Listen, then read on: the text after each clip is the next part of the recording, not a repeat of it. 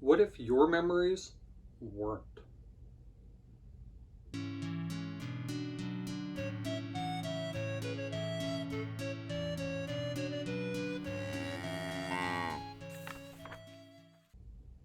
Hi everyone, I'm Jacob. I'm the Cowhat Librarian, and I've got a new Gordon Corman book today, and it is his newest, Mixed Up. As soon as I found out Corman had a new one in the works, I put a hold on it, and it came in, and the TLDR is that it was good. It wasn't quite as good as the Super Teacher Project, something I think hit a recent high bar for Corman, but it wasn't far behind either, and I quite enjoyed it. As the story starts, there are two boys this time out. Two main characters, two viewpoint characters. Corman has winnowed down from his days of following 5 and 6 and 7 characters in books like The Unteachables, and in my opinion, it's been a big improvement. Reef is one of the boys. He's had a rough life. It was him and his mom for years, and then his mom died of COVID. And he was taken in by his mom's friend and her family. And he doesn't feel welcome there. The parents try in that family, and they're nice enough, but their youngest son causes Reef all sorts of grief and never gets caught. And because Reef knows that he'd be out on the streets or in the foster system without them, he just keeps quiet about it. He won't retaliate. He won't blame their son. He won't do anything. He puts up with it and gets on with his life, such as it is. Reef's mom dying also spelled the end of his relationship with Portia. She is a wonderful person, and Reef liked her very much, but in the back of his mind, he blames her for his mom getting COVID and dying because he wanted to go to Portia's party so badly. And he is convinced that that's where his family got COVID from that party, from Portia. And he's been avoiding her and sort of drifting through life ever since. So between not having his mom and being alienated from someone he was previously close to and had a crush on, and having to deal with Declan, his life is pretty rough. The other main character, Theo, doesn't have it much better. He lives with his family, and they're together, and he loves growing his vegetable garden and fending off Jaws, a killer bunny who continually goes after his vegetables and munches on them. But Theo's life is harder beyond Jaws' efforts because of his dad. His dad was king of the school and involved in everything and pushed back against any rules and was rough and tough and doesn't have a lot of patience for his quieter gardening son. He thinks his son should be more outgoing. He thinks his son should be using the lessons he learns in karate practice to become king of the school and do all sorts of other stuff. And Theo tries to ignore him and carry on with his garden and fending Jaws off because that's important. Well, both boys notice something odd going on. They're losing some of their memories. Reef is having a harder and harder time remembering his mom.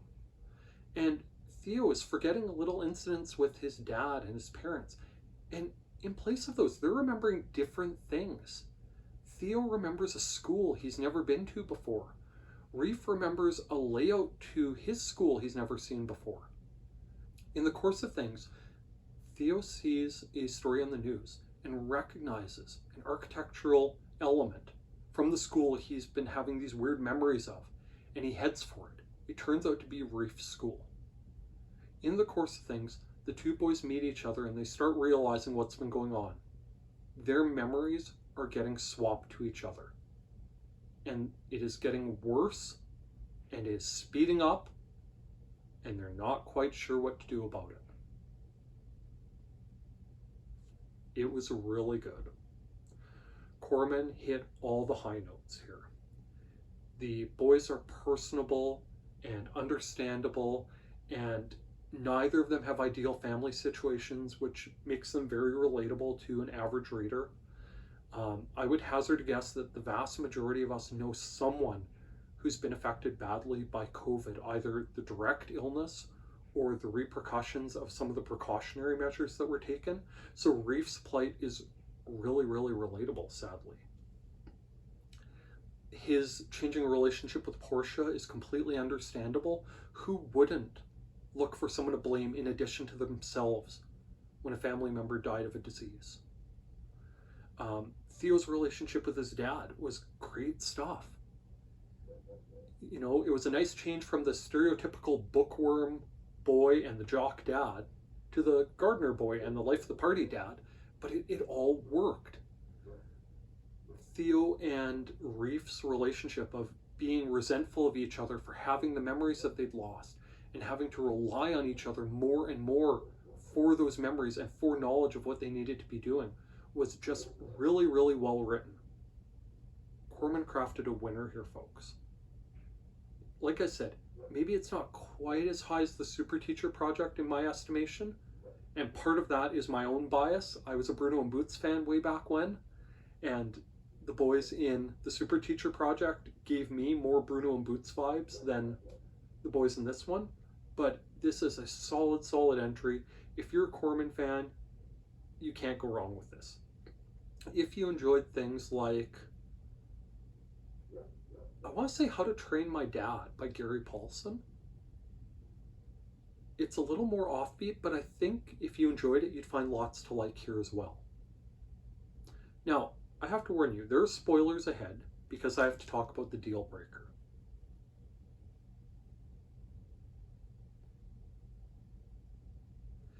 The deal breaker is simply this. So much of this book is so well grounded and true to life and real world, and so many of Corman's other works are similar that when the fantastical elements started to ramp up, they felt a little out of place. The idea is compelling. The idea of these boys losing their memories to each other due to a weird quirk of fate. As it turns out, they were born in the hospital in the same day, were placed in the same incubator when a thunderstorm hit, and they deduced that that was what caused them to have these memories swapping. And it's a neat premise, and I like how Corman dealt with it. It's just, it feels a little out of left field compared to how grounded the rest of the story is. Still, that's my only real complaint. Everything else was great. As the story goes on, Theo starts volunteering at a food bank with Portia, and that's how he gets to know Reef. And he has to deal with Declan there because he's punished for something he'd done. Declan and Reef end up working together in the end. Reef helps him get out of trouble with a group he's been involved in. And he starts backing Reef up at the end. And the boys' plan to restore their memories was delightful. They plan to get up into a lightning storm, to find something that will insulate them to keep them from being electrocuted, but to try to recreate the conditions from the day of their birth at the hospital. Their plan is to go up on their school roof on an inflatable bouncy house that should insulate them well enough and get hit by lightning.